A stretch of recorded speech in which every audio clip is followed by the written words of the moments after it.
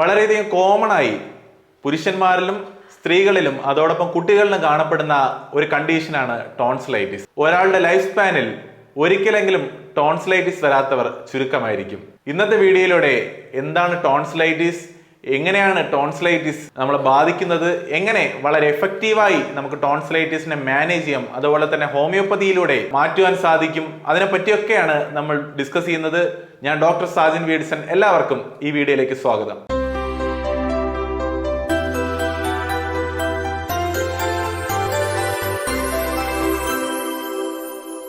Tonsillitis എല്ലാ age ഗ്രൂപ്പിനെയും ബാധിക്കുന്ന ഒരു കണ്ടീഷനാണ്. പ്രത്യേകിച്ചും കൂടുതലായി അഡോളസന്റ് ഏജ് ഗ്രൂപ്പിലും ചിൽഡ്രൻസിലും കണ്ടുവരുന്നുണ്ട്. ടോൺസിലൈറ്റിസിന് എന്തൊക്കെ ലക്ഷണങ്ങളാണ്, എന്തൊക്കെ സിംറ്റംസ് ആണെന്ന് പരിശോധിക്കുകയാണെങ്കിൽ ത്രോട്ടിന് ഇരുവശത്തുമുള്ള ടോൺസിലുകൾ ചുവന്ന് ഇൻഫ്ലെയിംഡ് ആയി കാണപ്പെടാറുണ്ട്. പലരിലും ഒരു ഗ്രേയിഷ് വൈറ്റ് കോട്ടിംഗ് പോലെയും വൈറ്റ് സ്പോട്ട് പോലെയും ടോൺസിൽസ് കാണപ്പെടാറുണ്ട്. അത്തരത്തിൽ ടോൺസിലുകൾക്ക് ഇൻഫെക്ഷൻ വരുന്ന സമയത്ത് അതികഠിനമായ പനിയും ക്ഷീണമൊക്കെ പലരിലും സ്വാഭാവികമായി ഉണ്ടാകാറുണ്ട്. ആഹാര പദാർത്ഥങ്ങളും വെള്ളവും കുടിക്കുന്ന സമയത്ത് അതികഠിനമായ വേദനയും ആഹാരം ഇറക്കുന്നതിലൊക്കെ വളരെയധികം ബുദ്ധിമുട്ടും തോന്നിക്കാറുണ്ട്. കഴുത്തിന്റെ സൈഡിലും ചെവിയുടെ സൈഡിലുമുള്ള ലിംഫ് നോഡ്സുകൾക്ക് വീക്കം സംഭവിക്കുക ഉണ്ടാകാറുണ്ട്. ഇനി എന്തൊക്കെ കാരണം കൊണ്ട് ടോൺസിലൈറ്റിസ് വരുന്നു എന്ന് പരിശോധിക്കുകയാണെങ്കിൽ ഒന്നാമതായി വൈറൽ ഇൻഫെക്ഷൻസ് കാരണം ഇത്തരത്തിൽ ടോൺസിലുകൾക്ക് വീക്കം സംഭവിക്കുകയും നേരത്തെ ഞാൻ പറഞ്ഞതുപോലുള്ള ലക്ഷണങ്ങൾ പ്രകടമാക്കുകയും ചെയ്യാറുണ്ട്. 70% ടോൺസിലൈറ്റിസും കാരണമാകുന്നത് വൈറൽ ടൈപ്പ് ഓഫ് ടോൺസിലൈറ്റിസ് ആണ്. ബാക്ടീരിയൽ ഇൻഫെക്ഷൻ കാരണമുള്ള ടോൺസിലൈറ്റിസിന്റെ അത്ര ലക്ഷണങ്ങൾ വൈറൽ ഇൻഫെക്ഷൻ കാരണമുള്ള ടോൺസിലൈറ്റിസിൽ പലപ്പോഴും പ്രകടമാക്കാറില്ല. രണ്ടാമതായി ബാക്ടീരിയൽ ഇൻഫെക്ഷൻസ് കാരണവും ഇത്തരത്തിൽ ടോൺസിലൈറ്റിസുകൾ ഉണ്ടാകാറുണ്ട്. ഗ്രൂപ്പ് എ സ്ട്രെപ്റ്റോകോക്കസ് പോലുള്ള ബാക്ടീരിയൽ ഇൻഫെക്ഷൻ ആണ് കൂടുതലായും ബാക്ടീരിയൽ ടോൺസിലൈറ്റിസിന് കാരണമാകുന്നത്.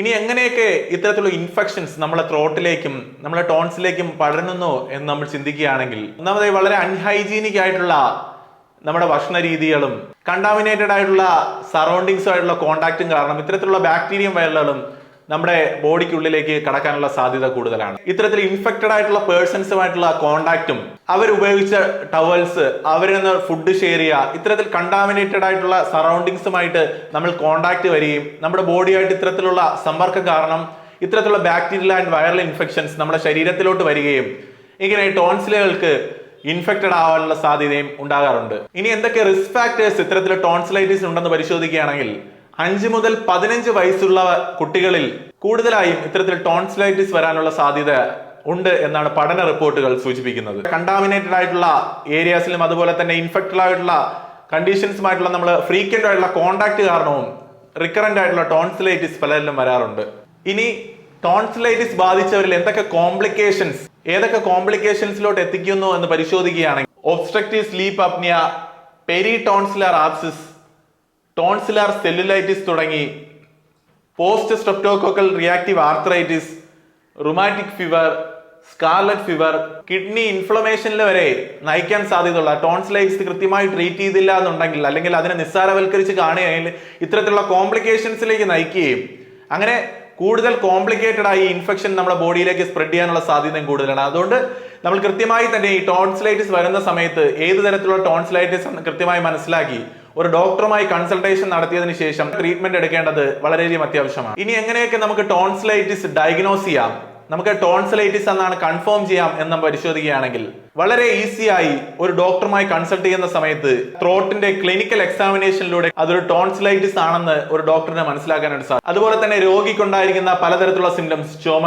ജലദോഷം, പലതരത്തിലുള്ള റാഷസ്, സ്റ്റൊമക് പെയിൻ തുടങ്ങിയ സിംറ്റംസ് ഡോക്ടറുമായി ഷെയർ ചെയ്യുന്ന സമയം അത് കൃത്യമായിട്ടുള്ള ഒരു ഡയഗ്നോസിസിലേക്ക് എത്താറുണ്ട്. അതുപോലെ തന്നെ കഴുത്തിന് ഇരുവശമുള്ള ലിംഫ് നോഡ്സ് വീക്കം സംഭവിക്കുന്നത് വഴി അതിന് എക്സാമിനേഷൻ നടത്തുന്ന വഴി കൃത്യമായി ക്ലിനിക്കലി ടോൺസിലൈറ്റിസ് ആണെന്ന് നമുക്ക് ഐഡന്റിഫൈ ചെയ്യാനായിട്ട് സാധിക്കും. ക്ലിനിക്കലായിട്ടുള്ള ഡയഗ്നോസിന് ശേഷം കൃത്യമായിട്ടുള്ള ബ്ലഡ് ടെസ്റ്റിംഗ് വഴി ബാക്ടീരിയൽ ഇൻഫെക്ഷൻ ആണോ വൈറൽ ഇൻഫെക്ഷൻ ആണോ എന്ന് തരംതിരിക്കുകയും ബാക്ടീരിയൽ കൾച്ചർ വഴി ഏത് തരത്തിലുള്ള ബാക്ടീരിയ ആണെന്നും നമുക്ക് മനസ്സിലാക്കാനായിട്ട് സാധിക്കും. അങ്ങനെ കൃത്യമായി നമുക്ക് ടോൺസിലൈസ് ക്ലിനിക്കലി ആൻഡ് ലാബിലൂടെയും അത് നമുക്ക് കൺഫേം ചെയ്യാനായിട്ട് സാധിക്കും. ഇനി എങ്ങനെയൊക്കെ നമുക്ക് ടോൺസിലൈറ്റിസിനെ മാനേജ് ചെയ്യാം? സിംറ്റംസ് വരുന്ന സമയം നമ്മൾ ഒട്ടും നെഗ്ലക്ട് ചെയ്യാതെ ഒരു ഡോക്ടറിനെ അടിയന്തരമായി കാണുകയും ക്ലിനിക്കലി ഡയഗ്നോസ് ചെയ്യും, ഇത്തരത്തിലുള്ള സിംറ്റംസ് ഡോക്ടറിനായി ഷെയർ ചെയ്യുന്നത് വഴി ടോൺസിലൈറ്റിസ് ആണെന്ന് ഉറപ്പിച്ചതിന് ശേഷം കൃത്യമായിട്ടുള്ള മെഡിക്കൽ ട്രീറ്റ്മെന്റ് നടത്തേണ്ടത് അത്യാവശ്യമാണ്. പ്രത്യേകിച്ചും ഹോമിയോപ്പതി ട്രീറ്റ്മെന്റ് വളരെയധികം എഫക്റ്റീവായി ഈ കാലങ്ങളിൽ ഉപയോഗിച്ചു വരികയാണ്. കുട്ടികളിലും അതുപോലെ തന്നെ ഏത് ഏജ് ഗ്രൂപ്പിലും വളരെ എഫക്റ്റീവായി ഒരു സൈഡ് എഫക്റ്റും ഇല്ലാതെ ഹോമിയോപ്പതിക് മെഡിസിനിലൂടെ 3-4 ദിവസങ്ങൾ കൊണ്ട് തന്നെ കൃത്യമായി നമുക്ക് ഈ ടോൺസിലൈറ്റിസ് എന്ന കണ്ടീഷൻ മാറ്റുവാനായിട്ട് സാധിക്കും. കൃത്യമായി മരുന്ന് കഴിക്കുന്നതിനോടൊപ്പം തന്നെ ഫ്രീക്വന്റ് ആയിട്ട് ഇൻഫെക്റ്റഡ് ആയിട്ടുള്ള എൻവിറോൺമെന്റിലുള്ള കോണ്ടാക്ട് നമ്മൾ പരമാവധി ഒഴിവാക്കുക. ഫുഡ് ഷെയർ ചെയ്യുന്ന സമയത്തും ഇൻഫെക്റ്റഡ് ആയിട്ടുള്ള സിക്കായിട്ടുള്ള പേഴ്സൺസുമായിട്ടുള്ള കോണ്ടാക്ടിന്റെ കാര്യങ്ങളായാലും കൃത്യമായി നമ്മളത് ശ്രദ്ധിക്കുക. അതുപോലെ തന്നെ ഇത്തരത്തിൽ ടോൺസിലൈറ്റിസ് വരുന്ന സമയത്ത് നമ്മൾ വീട്ടിലൊക്കെ സാധാരണ ചെയ്യുന്നത് പോലെ തന്നെ ചൂടുവെള്ളത്തിൽ കുറച്ച് ഉപ്പിട്ട് അത് ഗാർഗിൾ ചെയ്യുന്നത്, ചെറുചൂട് വെള്ളത്തിൽ ഉപ്പിട്ട് ഗാർഗിൾ ചെയ്യുന്നത് വളരെയധികം നല്ലതാണ്. അതുപോലെ തന്നെ ഇടയ്ക്കിടയ്ക്ക് ചൂടുവെള്ളം കുടിക്കുക. അങ്ങനെയൊക്കെ പ്രിക്കോഷൻസ് എടുത്തുകൊണ്ട് പൂർണ്ണമായി നമുക്ക് ഈ ഒരു അസുഖത്തെ മാറ്റുവാനായിട്ട് സാധിക്കും. കൃത്യമായിട്ടുള്ള ട്രീറ്റ്മെന്റ് എടുത്തില്ല എങ്കിൽ ഞാൻ നേരത്തെ പറഞ്ഞതുള്ള കോംപ്ലിക്കേഷൻസ് വഴി ഈ ഒരു ചെറിയൊരു കണ്ടീഷൻ വളരെയധികം കോംപ്ലിക്കേഷനിൽ എത്താൻ സാധ്യതയുണ്ട്. ഇന്നത്തെ വീഡിയോയിലൂടെ എന്താണ് ടോൺസിലൈറ്റിസ്, എങ്ങനെയാണ് ടോൺസിലൈറ്റിസ് നമ്മളെ ബാധിക്കുന്നത്, എങ്ങനെയൊക്കെ വളരെ എഫക്റ്റീവായി നമുക്ക് ടോൺസിലൈറ്റിസിനെ പ്രതിരോധിക്കുന്നതിനെ പറ്റി ഒരു ബ്രീഫായിട്ട് വളരെ ഷോർട്ടായിട്ട് ഒരു വീഡിയോ ചെയ്തു എന്നാണ് ഞാൻ വിശ്വസിക്കുന്നത്.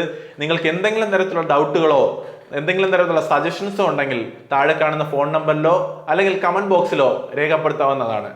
ഇനിയും കൂടുതൽ ഇൻഫോർമേറ്റീവ്സ് ആയിട്ടുള്ള വീഡിയോ ചെയ്യാൻ ഉദ്ദേശിക്കുകയാണ്.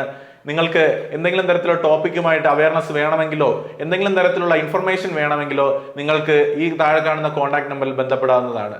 ഇനിയും ഇത്തരത്തിലുള്ള ഇൻഫോർമേറ്റീവ് വീഡിയോസിനായി ഈ ചാനൽ സബ്സ്ക്രൈബ് ചെയ്യുക, നിങ്ങളുടെ ഫ്രണ്ട്സിനും ഫാമിലി മെമ്പേഴ്സിനും ഷെയർ ചെയ്യുക. അപ്പോൾ ഇനി അടുത്തൊരു വീഡിയോ കാണും വരേക്കും എല്ലാവർക്കും നന്ദി.